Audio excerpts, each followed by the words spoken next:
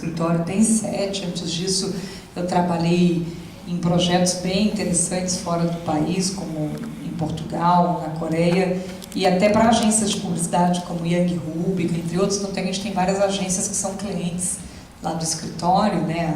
A África, a DM9, tem a Gringo, que foi comprada recente, entre outras. Mas a minha formação, tenho uma formação primeiro em tecnologia. Eu comecei a programar com 13 anos, montei BBS, montei site, venho da época do Basic, do COBOL e etc. E fiquei beta-sider para programar jogos.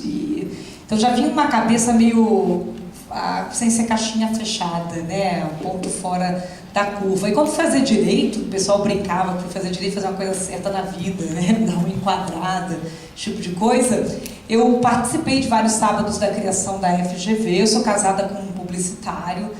Meu marido cuida de branding. Eu já fui casado com uma advogada. Então, né? Eu ainda sou, meu Deus certo. Evidentemente. Mas assim, eu acho que talvez vale essa formação eclética. Então, como você me perguntou, hoje a gente busca profissionais usando recursos, seja o LinkedIn, seja as redes sociais. Quando o pessoal manda currículo, a gente olha a pessoa na rede social. Eu acho que hoje cada um como indivíduo tem que cuidar da sua reputação digital, né? Que não é só o conteúdo que você está publicando, mas as conexões que você gera. Porque às vezes, dependendo com quem você está conectado, a atitude daquela pessoa contamina, né? Vale aquele princípio, diga-me com quem navegas que eu te direi quem és, né?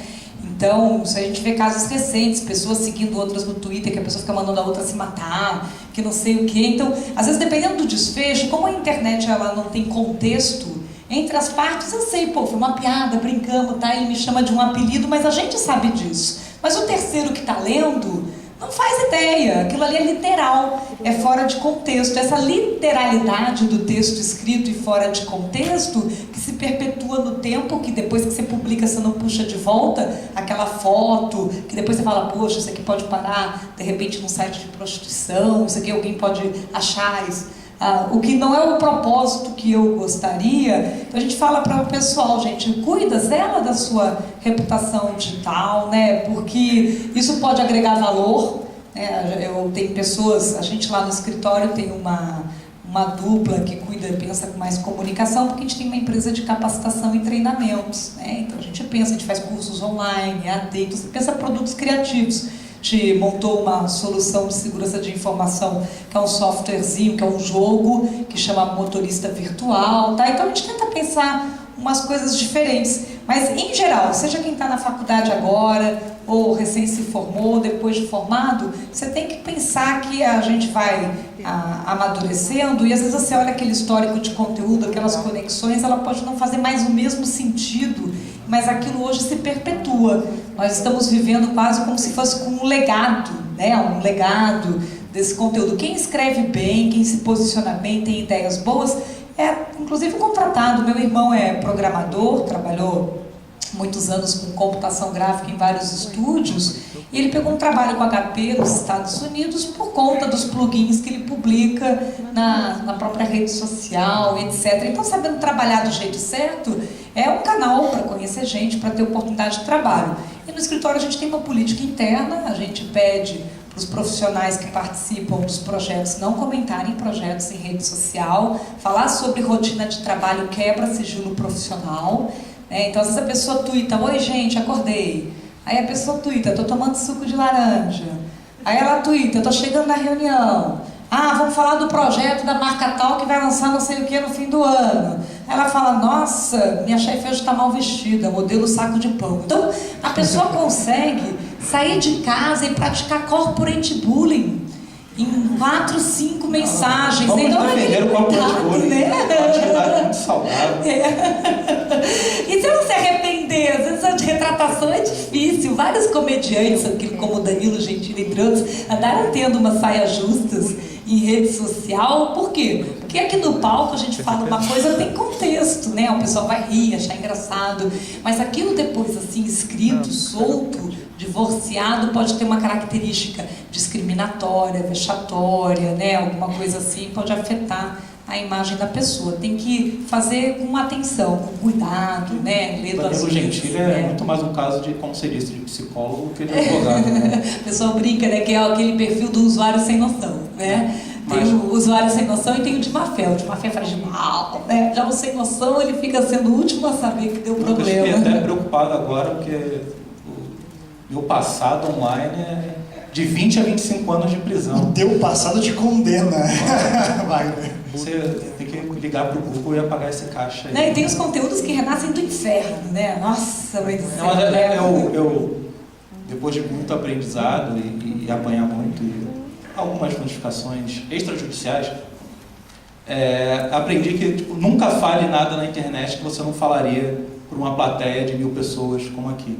Então, sempre quando você vai escrever ali, mesmo que você tenha 2 seguidores, imagina sempre que não tem a menor ideia de todo mundo que está aqui, e se eu vier falar alguma coisa que pode vir a causar um dano a alguém que esteja aqui, é o tipo de coisa que eu não poderia escrever no meu Twitter ou no meu blog ou em qualquer lugar. Então acho que o melhor critério é imagine-se falando para uma plateia bem chata. É aquela ideia de você não sabe quem está do outro lado da tela, né? Então acho que vai muito pela linha da parte educativa, da educação. E outro dia uma mãe me perguntou, né, Patrícia, como fica a coisa do palavrão, né, na rede social? Onde que o palavrão vira um problema jurídico, né? Porque tem algumas coisas que têm mais a ver com a questão dos costumes, da moral, do que ser juridicamente incorreto. E a gente não tem no Código Civil, no Código Penal, uma lista das palavras mais proibidas, a não ser a questão de uso nazista, né? E aí sim a gente tem toda uma terminologia já prevista. O restante fica genérico, que aquilo tenha ferido a honra, a reputação, né? O cunho difamatório. Então, dependendo, uma palavra que seria biologicamente correta, você falar pentelho, por exemplo, é uma coisa. Agora, chamar alguém de pentelho já virou outra coisa, né? Você chamar essa mesma pessoa de chato não tem uma conotação pejorativa, chato não é um bicho, né? que vive no pentelho? Então, para você ver. E aí, na hora que você fala isso, eu expliquei para ela, eu falei, não tem essa lista, é difícil, porque as palavras, a pessoa de repente bateu um mindinho aqui nessa bancada e fala um palavrão, tá num contexto, tá? Ela não tá xingando ninguém. Mas na hora que ela fala aquilo dirigido a uma pessoa, né? Como a gente fala, se você falar vaca é uma coisa, chamar alguém de vaca é outra coisa. Né? Os bichos em geral para os homens são sempre um elogio. E os bichos para as mulheres normalmente são mais pejorativos, são poucos os bichos femininos adequados, né? Entre 4 paredes, vale. Na internet não. Na internet é um problema, então não é fácil. Essa questão da linguagem mesmo, do texto que faz a diferença, é algo, acho que evitar o problema jurídico começa nessa parte da melhor redação possível. A gente até fez um manualzinho sobre isso. Só uma consulta rápida. Aquelas fotos da Scarlett Johansson que eu retuitei semana passada, vai me trazer problemas ou posso ficar tranquilo? Então, esse é um ponto interessante, né? Em princípio, aquilo ali foi colocado público na internet, o advogado dela estava pedindo para tirar do ar, porque tinha sido, digamos, de origem não adequada. Mas a possibilidade daquilo gerar um problema para uma pessoa física é mínimo, não existe. Eu até participei na matéria do Domingo Espetacular, no domingo agora, e a gente falou isso. Quando a pessoa quer a privacidade absoluta, ela deveria não tirar a foto, né? Porque na hora que você tem um conteúdo digital armazenado num dispositivo, você não segura mais. Mesmo na sua área reservada do Facebook para pessoas autorizadas, nada impede que um parente seu que se autorize a entrar ali para ver a foto, gere print de tela, edite e mande por aí, né? Quer dizer, você não segura mais o conteúdo. Um amigo meu teve um filho, um bebezinho, bebezinhos nascem peladinhos, né? O bebezinho nasce de roupa. Ele tirou a foto do neném e falou, vou mandar para os meus parentes no Nordeste.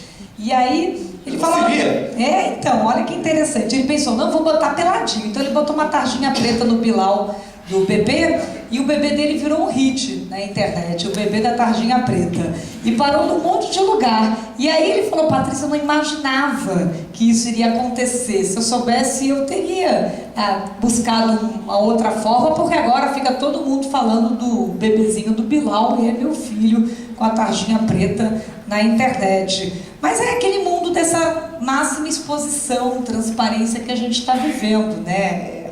Eu acho que a gente está numa fase de aprendizado, com toda certeza. Mas tem algumas dicas que já ajudam bastante. Eu acho que concordo plenamente com o que ele disse. Não escrever uma coisa que você vai se arrepender, né?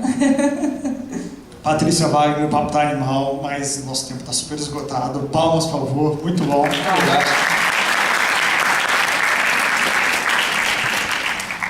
Dando continuidade ao nosso